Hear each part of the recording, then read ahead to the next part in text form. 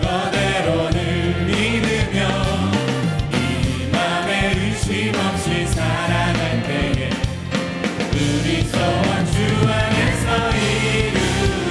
아멘. 걸어가세 믿음 위에 서서 나가세 나가세 의심 버리고 걸어가세 믿음 위에 서서 누가 위에 아무 증거 없어. 주님의 거룩함을 두고 맹세한 주 하나님 아버지는 참 이쁘다. 위한 모든 약속 믿는 자에게 능치 못할 무슨 일이 있을까. 걸어가세 믿음 위에 서서 나가세 나가세 의심 버리고 걸어가세 믿음 위에 서서 누가 위에 아무 증거 다시 한번 고백할까요? 이 눈에 아무 증거 아니 배워도 믿음만을 가지고서는 걸으며 네 귀에 아무 소리 아니 들려도 하나님의 약속 위에 서리라. 아멘. 걸어가세 믿음 위에 서서 나가세 나가세 의심 버리고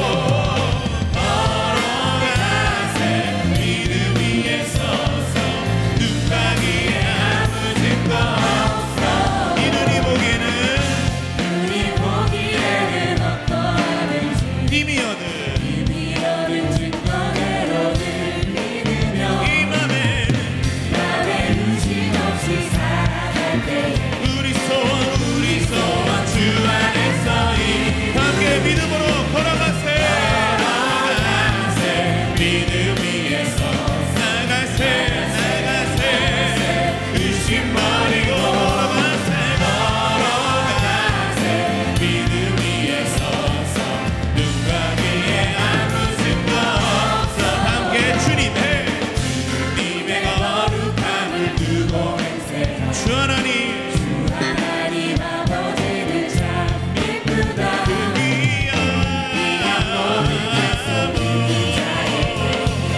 능치 못할 무슨 일이 있을까.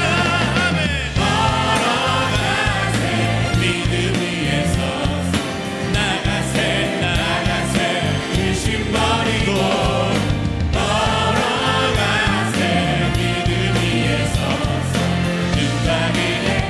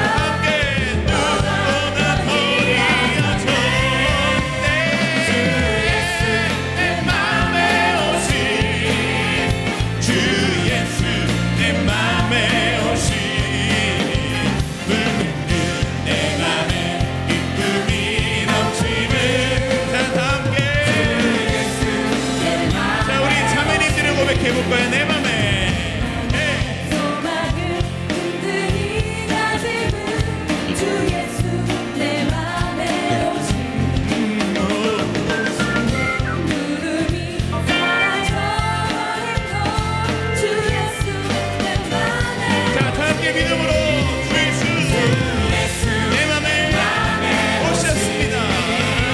주 예수 내 맘에 오시니 내 맘에 기쁨이 넘치는 자 함께 주 예수 자 이번에 우리 형제님들 함께 믿음으로 고백해볼까요? 사방에 음침한 골짜기가 다 밝은 빛보련이 비쳐 저 멀리 하늘 환하게 보이고 주 예수 내 맘에 오신 자 함께 주 예수 내 맘에 오신 내 맘에 오신 주 예수 내 맘에 오신 불밀 듯 내 맘에 기쁨이 넘치는 주 예수 자 이번에 우리 여러분들의 목소리로 저 찬송의 저 더 크게 찬송에 올라가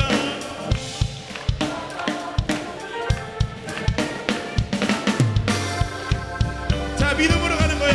둘, 셋. 주 예수 내 맘에 오신 내 맘에 오신 주 예수 내 맘에 오신 내 맘에 기쁨이 넘치는 주 예수 자 다시 한번 고백합시다. 주 예수 예수 내 맘에 오신 주 예수 내 맘에 오신 불밀 듯 내 맘에 기쁨이 넘치는 함께 주 예수 내 맘에 오신 할렐루야 우리 가운데 오신 그 예수 그리스도 앞에 감사와 찬양의 박수로 영광을 올리겠습니다. 우리 옆 사람 바라보시면서 함께 믿음으로 고백합니다. 예수님이 당신과 함께 하십니다. 네. 우리 영혼의 소망 되시고 영원한 우리의 구원자 되신 그 예수님 다시 한번 우리가 그 이름을 고백하시면서 함께 찬송하겠습니다. 내 영혼이 내 영혼의 그 깊은 데서 맑은 강이 울려나네 하늘 목조가 언제나 흘러나와 내 영혼을 보이사해 함께 평화로다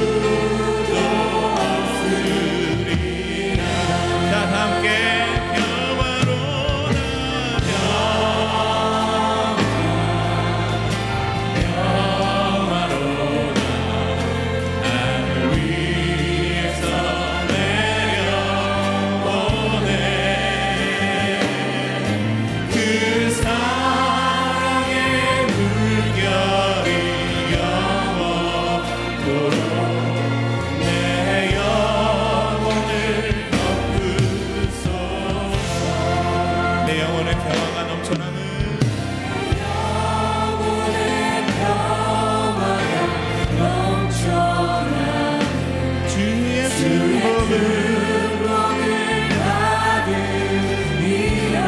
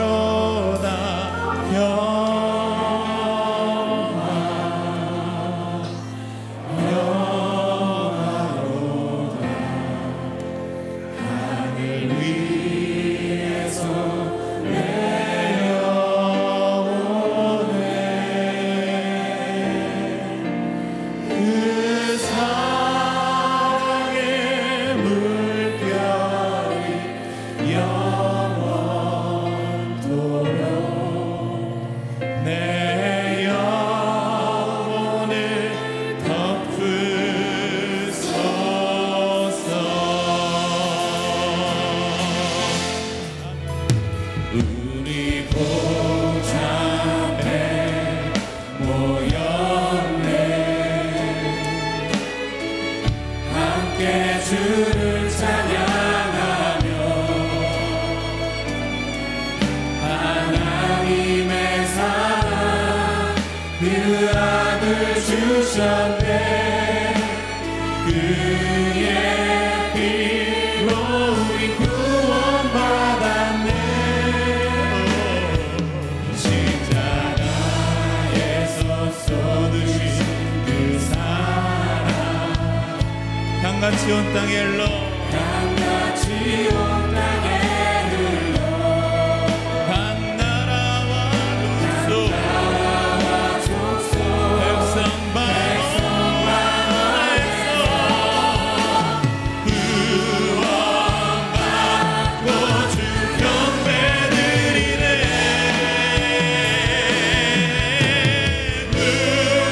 구원하심이 보좌에 앉으신 우리 하나님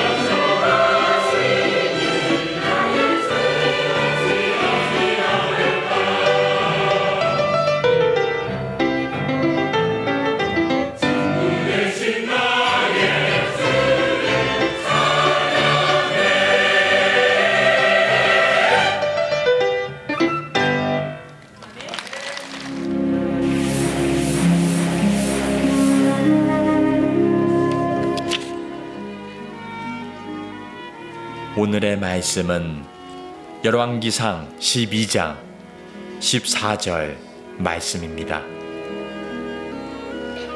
어린 사람들의 자문을 따라 그들에게 말하여 이르되 내 아버지는 너희의 멍에를 무겁게 하였으나 나는 너희의 멍에를 더욱 무겁게 할지라. 내 아버지는 채찍으로 너희를 징계하였으나 나는 전갈 채찍으로 너희를 징치하리라 하니라. 중국의 여러 왕 중에 진시 황제만큼 대중들에게 널리 알려진 왕도 없을 것입니다. 사실은 진시황은 굉장히 능력이 있는 황제이지만 그의 악명 때문에 더욱더 우리들에게 알려진 황제이기도 합니다. 진시 황제의 그 얘기를 할 때 빼놓을 수 없는 악명 가운데 하나가 분서갱유라고 하는 겁니다. 왕궁에 있는 지식인들이 쓸데없는 소리를 한다. 그래서 그들을 다 생매장하고 그들이 읽었던 책들을 다 불살러 버리는 사건을 분서갱유라고 합니다. 불로장생을 꿈꾸며 동남 동료를 구해서 멀리 보냈지만 실제로 진시 황제는 50살밖에 살지를 못하고 죽습니다. 원래는 이 진시 황제는 정말 대단한 황제죠. 영정이라는 이름을 가지고 있는 왕이었습니다. 진시 황제가 왕이 되기 전 중국은 한 200년 동안 춘추 전국 시대, 그래서 굉장히 혼란스러운 그런 시대를 지내고 있었기 때문에 많은 사람들이 이런 고난을 끝내고 통일된 중국을 소원했습니다. 그때 나타났던 사람이 바로 영정, 이 진시 황제인데 200년 동안 혼란스러운 그 춘추 전국 시대를 9년 만에 통일을 하게 됩니다. 그리고 지금까지는 왕이라고 모든 사람들이 불렀는데 새로운 나라에 걸맞는 호칭이 필요하다. 그래서 자신을 황제로 불러라 라고 처음 황제의 이름을 썼던 사람이 진시 왕입니다. 자신의 나라가 영원하기를 바라서 진나라의 시작이라는 뜻으로 시황제, 그래서 진시황제 이렇게 부르게 되는데, 이 진시황제가 했던 일 가운데 하나가 만리장성을 쌓는 일이죠. 외세의 침입을 막고 국가의 부흥을 주도하기 위해 만리장성을 쌓고 병마용갱이라는 자기의 무덤을 미리 준비해서 영원한 시간을 꿈꾸게 됩니다. 그렇지만 이 모든 업적이 결국 자신의 몰락의 이유가 됩니다. 외침을 막으려고 했던 이 만리장성은 오히려 백성들에게 너무나 많은 징병과 세금의 요인이 돼서 내란이 일어나게 되고, 그래서 첫 통일 왕국이었던 진나라는 단 한 세대 진시 황제가 죽고 나서 무너지게 됩니다. 오늘 우리가 성경에서 만나는 솔로몬과 진시 황제의 공통점이 있습니다. 찬란했던 부귀 영화가 한 세대를 넘기지 못한다는 거예요. 쌓는 데는 오래 걸렸지만 무너지는 데는 아주 순식간에 그 부와 명예와 모든 것들이 한꺼번에 무너지는 공통점을 지니고 있습니다. 우리는 오늘 이 성경 앞에서 이런 질문을 우리 마음속에 던져봐야 돼요. 내 인생은 반짝이는 영광인가, 아니면 영원한 칭찬의 삶인가? 지금 이스라엘의 역사는 사울 왕, 다윗 왕, 솔로몬 왕, 이렇게 세 왕을 거치면서 드디어 솔로몬이 죽고 오늘 성경에서 네 번째 이스라엘의 왕이 등장합니다. 그 왕의 이름은 르호보암, 솔로몬의 아들이죠. 솔로몬이 죽고 나서 자연스럽게 르호보암이라는 아들이 왕위의 자리에 오르게 됩니다. 그리고 백성들에게 내가 왕이 됐다는 것을 정식으로 공포하기 위해서 왕이 되자마자 그가 찾아간 곳이 오늘 1절에 보니까 세겜이라는 곳이에요. 르호보암이 세겜으로 갔으니 이는 온 이스라엘이 그를 왕으로 삼고자 하여 세겜에 이르렀습니다. 1절에서 세겜이라는 이 지명을 두 번이나 반복을 합니다. 굉장히 중요하다는 얘기예요. 자, 르호보암이 아버지 뒤를 이어서 왕이 되긴 했지만 아직 정식으로 왕이 된 게 아니에요. 왜냐하면 이스라엘은 12개의 지파가 모여서 한 나라를 이룬 거예요. 여러분, 미국의 정식 그 명칭이 뭐예요? United States of America. 미국 연합 합중국. State. 각 주마다, 각 도시마다 자기들의 법이 있어요. 자기들이 그 법을 만들고 그 법을 집행해요. 그래서 그 고유예요. 누구도 타치 못해요. 그런데 그것을 대통령에게 위임하는 거죠. 그래서 연합합중국, 미국은 이렇게 부릅니다. 지금 이스라엘도 똑같은 거예요. 12개의 지파가 모여서 이스라엘을 구성하는 거예요. 그래서 중요한 일이 있으면 12개의 지파들이 동의를 해줘야 하고 찬성을 해야만 그게 국가의 의결이 되는 거예요. 세겜이라는 곳에 가서 12개의 지파 대표들에게 내가 왕입니다 라는 것을 인정을 받아야 돼. 그리고 백성들의 승인을 받기 위해서 세겜이라는 곳을 찾아가게 되는 거예요. 여러분, 이 세겜이라는 것은 이스라엘 백성들에게는 굉장히 영적으로 중요한 자리예요. 이스라엘 지도를 보면 12개의 지파 가운데 10개의 지파가 북쪽에 위치해 있습니다. 그리고 남쪽에 유다 지파가 있습니다.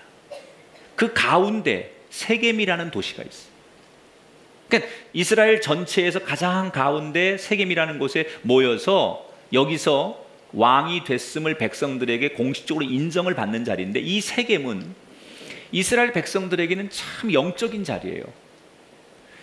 여호수아가 가나안 땅에 들어가서 하나님과 다시 언약을 세우기 위해서 백성들을 모아놓고 예배를 드리던 그곳이 바로 세겜 아닙니까?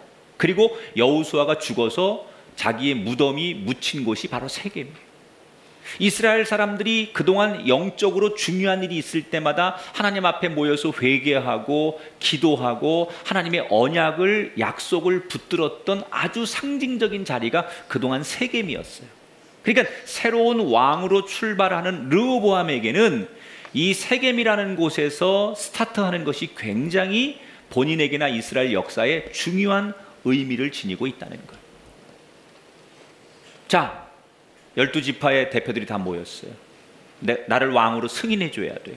그런데 북쪽에서 내려온 10지파의 리더들이 르호보암에게 왕으로 승인을 하기 전에 한 가지 중요한 질문을 던져요. 그 질문 속에는 자기들이 지금 처한 상황들을 설명하고 어려움을 먼저 이야기합니다. 당신의 아버지 솔로몬이 죽기 전에 우리나라를 부강한 나라로 만들고 새로운 도시 건설 프로젝트를 많이 했지만 사실 그 화려함 뒤에는 어두운 그림자가 있었는데, 솔로몬 왕이 그렇게 엄청난 도시를 부흥시키고 새로운 도시를 만들다 보니 그런 것들을 뒷받침하기 위해서 각 지파에서 많은 사람들이 징병되고 세금을 너무 부담스럽게 많이 거두어서 이제는 백성들이 너무 지쳐 있다는 거예요. 너무 힘들다는 거예요. 그러니 당신이 왕이 되면 아버지처럼 하지 말고 세금을 좀 내려주고, 지금은 백성들이 지쳐 있으니 백성들을 위로해주는, 소위 요즘을 말하면 복지 정책을 펼쳐줄 수 있느냐. 당신이 왕이 된다면 어떤 왕이 될 것인지 통치 이념을 밝혀달라라고 요구를 해요. 그러면 당신의 얘기를 듣고 우리가 왕으로 당신을 승인하겠다. 여러분, 백성들은 지금 고단하다는 거예요. 너무 지쳤다는 거예요. 그 솔로몬의 화려함 뒤에는 백성들의 피눈물이 있었어요. 백성들이 그 솔로몬에게 세금을 많이 갖다 바쳐야 되고, 그래서 열심히 일을 하다 보니 지쳐버리고 사람들이 완전히 지금 피로감에 젖어 있어요. 이 백성들의 요구는 당연한 거예요. 그런데 르호보암은 그걸 모르는 거예요. 사람이 눈이 먼다라고 하는 것은 꼭 눈을 감았기 때문만이 아니라 보아야 할 것을 보지 못하면 눈이 먼 거예요. 르호보암은 왕궁에서만 자라고 아버지가 주는 화려함, 부유함 이런 것 속에 살다 보니까 백성들이 얼마나 고통스럽고 백성들이 얼마나 힘들어하고 얼마나 가정들이 버거워하는지 이런 걸 전혀 모르는 거예요.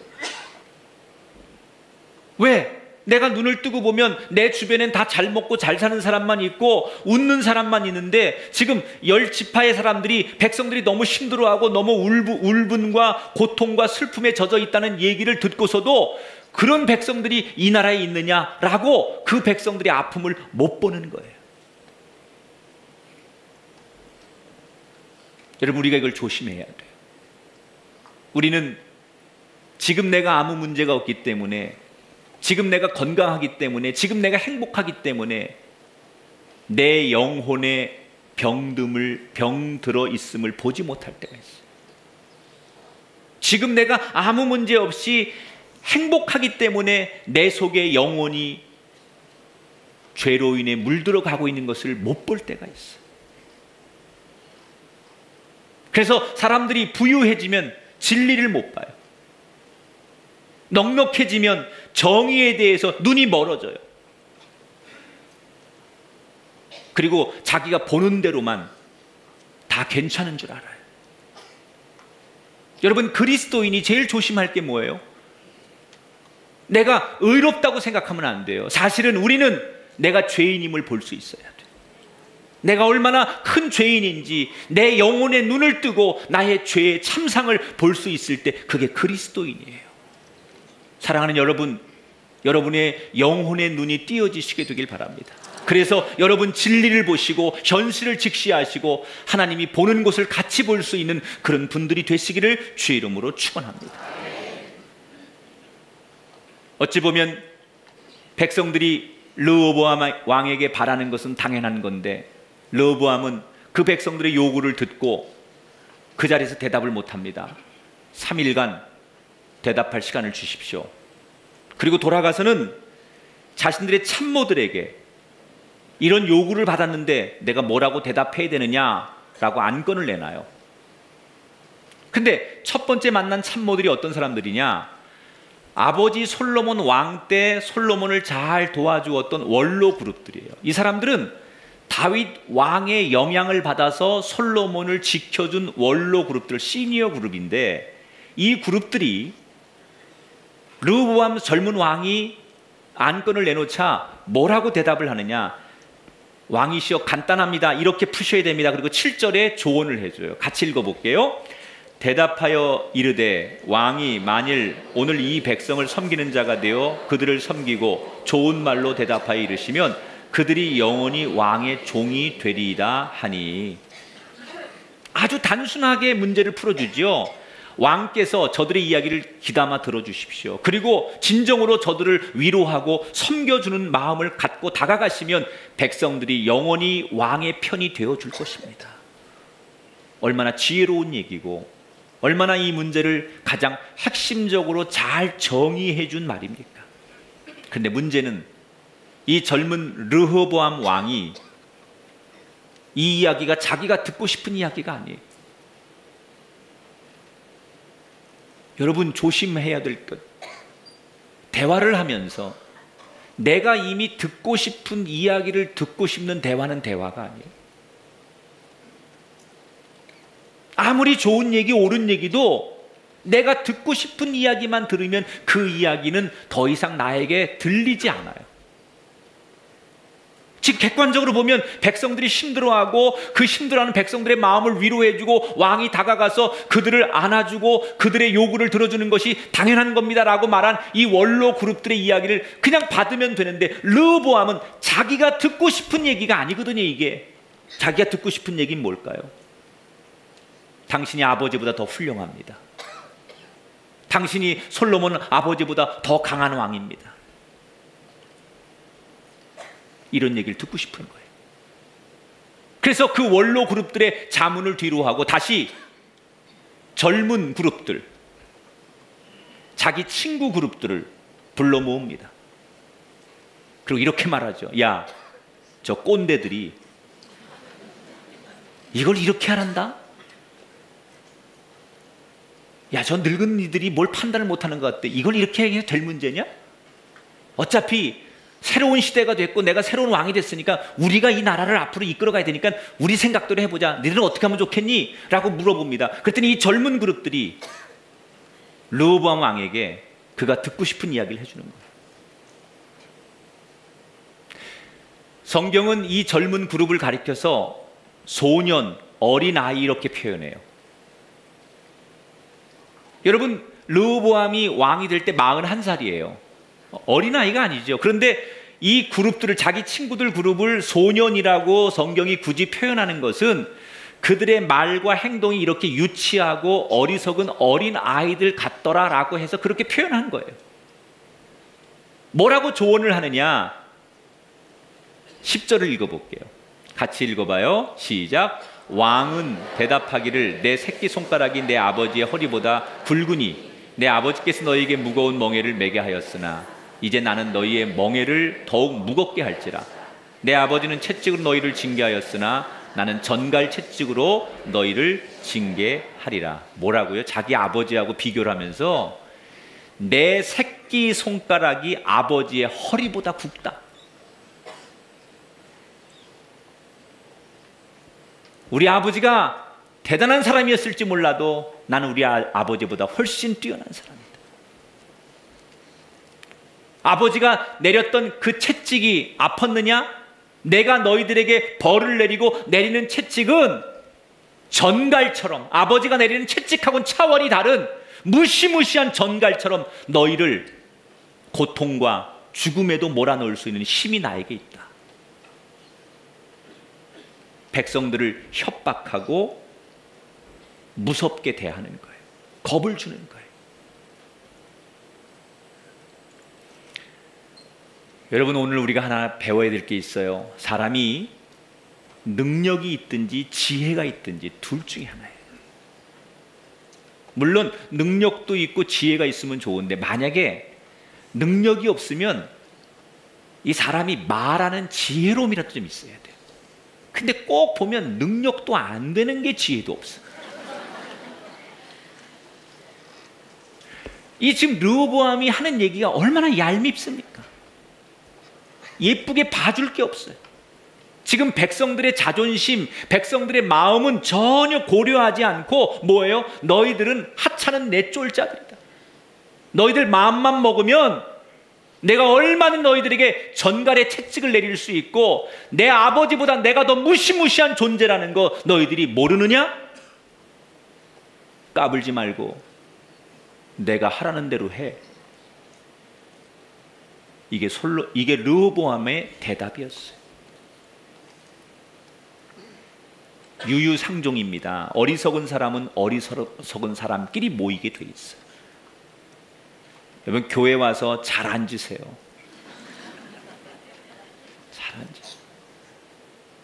참, 여러분, 아버지 솔로몬은 그렇게 지혜로웠는데 그 아들은 반대로 그렇게 어리석어요. 보세요. 아버지는 왕이 되자마자 제일 먼저 하나님 성전에 찾아가가지고 하나님 앞에 1000번의 제사를 드리면서 하나님이 너 소원이 뭐길래 그렇게 열심히 제사를 드리냐? 그랬더니 하나님, 저는 돈이나 부와 명예 이런 게 필요하지 않습니다. 하나님이 주시는 그 지혜를 갖기를 원합니다. 그때 하나님이 감동하셔서 하나님 앞에 제사부터 드리고 지혜를 구한 솔로몬에게 그래, 네가 원하는 지혜를 주지만 네가 구하지 않은 것까지도 내가 더불어서 함께 채워줄 것이다. 그게 하나님의 복이었어요. 그래서 평생을 지혜로운 왕으로 살아갔던 사람이 솔로몬인데 이 아들 르호보암은 왕이 되자마자 하나님을 찾아간 게 아니라 사람 만나러 가는 거예요. 그것도 자기에게 달콤한 이야기를 해줄 친구들을 찾아가서 자기가 듣고 싶은 이야기만 듣는 어리석은 사람이었어요. 르호보암은 아버지에 비하면 아버지가 물려준, 솔로몬이 물려준 돈과 명예를 다 가지고 있었지만 진짜 필요한 지혜가 없었어요. 그러나 솔로몬은 처음에 돈이나 명예가 많지 않았지만 백성을 위한 지혜를 구하자 하나님께서 돈도 명예도 다 얻게 해주셨어요. 아버지는 역사상 가장 지혜로운 사람이었는데 그 아들은 역사상 가장 어리석은 사람이 되어버렸어요.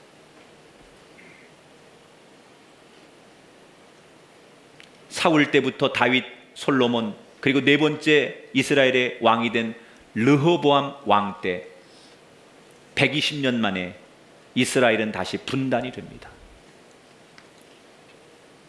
나라를 통일해서 통치하는데, 한 나라를 만드는데 120년 걸렸는데 그 나라를 무너뜨리는데 며칠밖에 걸리지 않아요. 결국 지혜롭지 않은 어리석은 이 르호보암의 판단과 욕심 때문에 이스라엘은 남과 북으로 갈라지게 돼요. 저는 성경을 읽으면서 일주일 내내 이런 게 묵상이 됐어요. 왜 르호보암은 가장 지혜로운 아버지를 두었는데 가장 어리석은 행동을 했을까? 그게 계속 의문이었어요. 그러다가 제가 답을 찾았어요. 이 르호보암이 이유가 하나 있다면 고통을 경험하지 않고 고생으로 연단되지 않은 사람이기 때문이라는 거예요. 태어나 보니까 아버지가 왕이에요. 그래서 고생이라는 걸 모르고 살았어요. 40살이 될 때까지 입만 열면 다 모든 것이 제공되고, 바라만 보면 다 자기 것이 되고, 손만 뻗치면 다 자기 것이 되는 너무나 편안한 삶을 살았어요. 온갖 풍요와 쾌락과 모든 것을 다 가지고 그렇게 살던 사람이 르호보암이에요. 그의 할아버지 다윗처럼 광야 생활을 통해서 정말 한 끼의 식사가 얼마나 소중한지, 아침 이슬에 떨어지는 그 이슬방울에 목을 축이는 게 얼마나 감사한 건지, 하루하루 살아가는 것이 얼마나 소중한 건지, 자기를 따르는 백성들이 얼마나 귀한 건지, 이 현장에서 고생을 안 해봤기 때문에 삶의 소중함, 매사에 감사함을 모르는 거예요. 배가 고파본 적도 없고, 살면서 고민을 해본 적도 없고, 그냥 저절로 부귀영화가 생기고 백성들을 두들기기만 하면 금이고 은이고 생겨난다고 생각하는 거예요. 그리고 자기 주변에 있는 그 친구들, 소년 같은 친구들, 10지파의 유력한 집안의 자녀들이 왕궁에 모여 있으니까 어릴 때부터 같이 자라면서 친척이나 이렇게 주변에 있는 이런 사람들로 맺어진 이 10지파에 속한 이 사람들은 르호보암처럼 한 번도 고난과 연단을 경험해 보지 않은 황제 같은 인생을 살던 사람들이에요. 우리는 우리 인생을 사는 동안 고난이 없는 게 축복이라고 생각해요. 하지만 연단될 기회가 없다는 것은 분명히 불행입니다. 일부러 고난을 만날 필요는 없지만 때때로 우리가 어쩔 수 없는 고난을 만난다면 그것은 하나님께서 우리를 연단할 수 있는 기회를 주시는 거예요. 만약에 살아가면서 우리가 그런 기회가 없다는 것은 어찌 보면 불행입니다. 만약에 르호보암이 다윗처럼 광야에서 고생을 해보고 솔로몬처럼 때때로 외교 정책을 통해서 많은 어려움에 부딪혀보면서 삶의 고민과 밤새도록 어떤 아주 본질적인 문제를 가지고 고통을 이겨내본 경험이 있고 현장성이 있었다면 르호보암이 이렇게 어리석은 판단을 하지 않았을 거예요. 여러분, 고난이 없다면 당연히 감사해야 되지만 때때로 여러분 인생에 고난이 찾아왔을 때 그것은 하나님이 나를 만드시고 훈련하는 기회임을 믿으시면서 그 고난까지도 감사함으로 받아들이는 우리가 되기를 주의 이름으로 축원합니다. 벼랑 끝에 매달려 있는 소나무 분재가 제일 비싼 거예요. 고난을 이겨냈기 때문에. 큰 저 시베리아 벌판에서 사람이 살 수 없는 환경에서 견뎌 남은 나무나 아주 뜨거운 그런 열사나 비바람이 부는 사람들이 살 수 없는 그런 환경에서 살아남은 나무의 목재가 명악기를 만들어내는데 가장 중요한 소재가 되는 거예요. 대장간에 있는 이 대장쟁이가 뜨거운 불에다가 수없이 쇠를 담갔다가 망치로 수없이 두들겨서 만들어지는 그 쇠가 단단해지고 그게 명검을 만드는 재료가 되는 거예요. 여러분, 고생하시고 고난당하는 걸 기쁘게 받아들이시기 바랍니다. 그게 기회예요. 그것이 나를 연단하는 것을 통하여 내가 새로워지는 기회고 하나님이 나를 만드시는 기회예요. 내 자녀들 고생하는 거 너무 안쓰럽게 생각하지 말아요. 내 남편, 내 아내가 고생하는 거 너무 안쓰럽게 생각하지 말아요. 적당한 고난과 적당한 고생과 적당한 실패는 하나님이 우리를 새롭게 만드시는 놀라운 축복의 과정이라는 것도 영의 눈을 뜨고 볼 수 있기를 주의 이름으로 축원합니다. 영국은 민주주의 국가지만 아직도 왕이 존재하는 나라예요. 그래서 영국의 왕실의 모든 일거수일투족 활동은 국민들의 큰 관심거리가 됩니다. 요즘 영국 왕실을 아주 빛나게 하는 사람이 하나 있어요. 바로 윌리엄 왕자입니다. 보통 가진 것이 많은 사람은 공부를 잘 못해요. 왜냐하면 절박하지 않기 때문에. 절박해야만 매달리거든요. 그런데 이 윌리엄 왕자는 가진 것도 많은 왕족인데 공부도 잘해요. 유명한 명문대 이튼 칼리지를 나옵니다. 그리고 유명한 얘기잖아요. 전쟁에 자원 입대를 해요. 왕자가. 그리고 7년 동안 공군 헬기 조종사로 전쟁에 직접 생명을 걸고 참여를 해요. 그러니까 이 영국 그 국방부에서는 왕자가 최전선에 있기 때문에 너무 위험하니까 제발 후방으로 갔으면 하고 여러 번 권면을 하지만 윌리엄 왕자는 난 이 최전선에서 하루하루 생명을 내놓고 내 동료 병사들과 싸우겠다고 전쟁터에서 7년을 견뎌냅니다. 그리고 제대를 했어요. 그리고 얼마 전에 민간인으로 돌아온 이 윌리엄 왕자가 응급 헬기 조종사로 취업을 합니다. 그런데 이 취업하는 과정 속에서 어떤 특혜나 왕자라고 해서 어떤 이익을 더 본 게 아니라 모든 후보생들과 똑같이 인터뷰를 하고 시험을 치르고 정식 절차를 밟아서 뽑혔어요. 그래서 왕자가 응급 환자들을 이송하는 헬기 조종사가 되는데 연봉이 7천만 원이에요.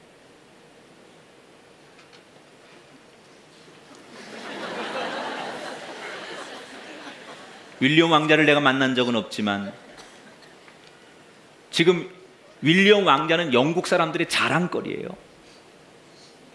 제가 볼 때 윌리엄 왕자는 분명히 좋은 왕이 될 거예요. 왜? 낮은 곳으로 내려갈 줄 알기 때문에. 삶의 고난과 고통이 뭔지를 그가 연단 받아봤기 때문에. 인생이 아름답게 바짝바짝 빛나려면 고난을 이겨낸 사람이어야 돼요.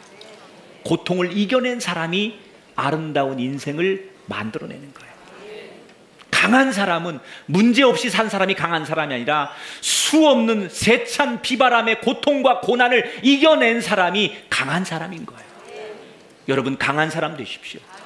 이겨낸 사람 되십시오.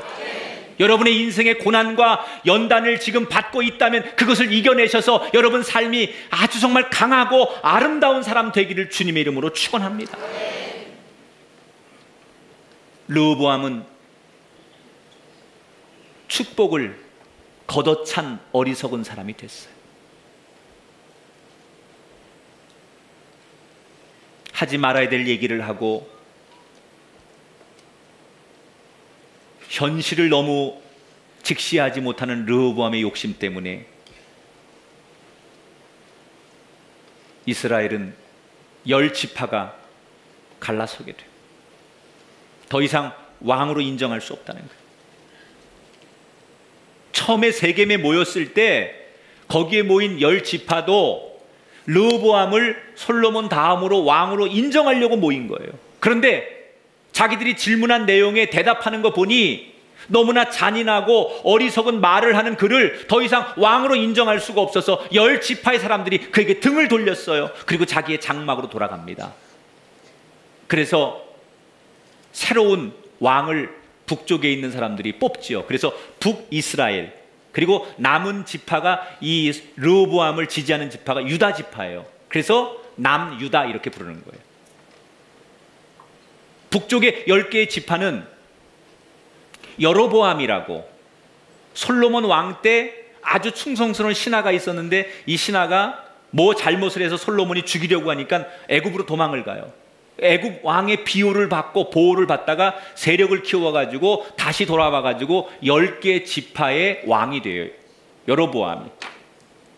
그리고 지금 이 르호보암은 겨우 유다 지파의 지원을 받아서 마지막 나중에 베냐민 지파 하나가 더 합류를 해도 2개의 지파가 인정하는 남쪽의 조그만 왕이 되는 거예요. 왜 이렇게 되었습니까?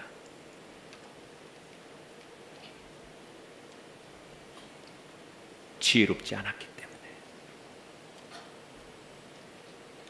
처음에 세겜에 왔을 때는 그 자리가 영광의 자리 때문에 온 거예요. 왕으로 승인받고 모든 사람이 축하해주고 하나님 앞에 영광을 돌리려고 세겜에 온 거예요. 그게 계획이었어요. 그런데 그 세겜이 수치의 땅이 됐어요. 아직도 정신을 못 차린 르호보암은 그렇게 10개의 지파가 돌아갔는데도 불구하고 그 10개의 지파를 향해서 노동감독관을 파송해요. 아주 잔혹하고 그들을 원칙적으로 다루는 노동감독관을 보내서 자기의 건재함을 가시하려고 해요. 그랬더니 10개의 지파 백성들이 르호보암이 보낸 노동감독관을 돌로 쳐서 죽여버립니다. 그리고 영영이 이별을 하게 돼요. 이스라엘은 몰락하는 거예요. 여러분, 한번 추락하니까 걷잡을 수가 없어요. 오늘 우리가 12장, 열왕기상 12장을 읽는데 13장에 가서 14장에 가면 어떤 일을 겪느냐. 이 르호보암이 이집트의 침공을 받아요. 이집트가 누구예요? 지금 자기하고는 사돈지간이에요. 왜냐하면 자기 아버지 솔로몬이 외교 정책을 펴기 위해서 이집트의 바로 왕의 딸과 결혼을 하잖아요. 그런데 그 이집트가 사돈지간인 이스라엘을 침공해서 완전히 전쟁에서 대패를 합니다. 솔로몬 왕의 가장 큰 자랑이 뭐였어요? 너무 금이 많아가지고 모든 건물의 외벽과 내벽의 마지막 장식을 금으로 다 칠하고, 그래도 금이 남으니까 병사들의 방패에다가 금을 씌워줬다고 그랬잖아요. 그런데 그 모든 걸 다 뺏겨요. 그리고는 그 옛날 화려함을 잊지 못해서 르호보암은 금 대신에 노수로 만든, 금 색깔을 칠하는 노수로 만든 것을 대신 만들어가지고 그 옛날 우리가 이렇게 찬란했는데 라고 하는 것만 생각하는 어리석음으로 인생이 전락하게 돼요. 사랑하는 여러분, 여러분이 지금 밟고 있는 그 땅이 세겜이라면, 여러분이 살고 있는 그 가정, 그 일터가 세겜이라면, 그 세겜의 그 땅을 영광의 자리로 만드시겠습니까? 아니면 수치의 자리로 만드시겠습니까? 하나님은 우리에게 복 주시기를 원하시는 분이에요.